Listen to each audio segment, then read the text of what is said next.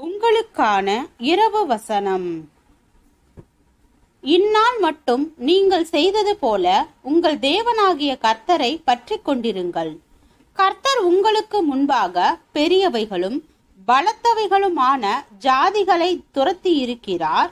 இந்நாள் மட்டும் ஒருவரும் உங்களுக்கு முன்பாக நிற்கவில்லை. உங்களில் ஒருவன் 1000 பேரை துரத்துவான். உங்கள் தேவனாகிய கர்த்தர் உங்களுக்கு சொன்னபடி அவர் தாமே உங்களுக்காக யுத்தம் பண்ணுகிறார்.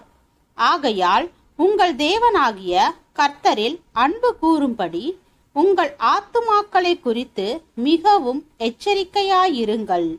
யோசுவா 23வது அதிகாரம் வசனம் 8 முதல் 11 வரை.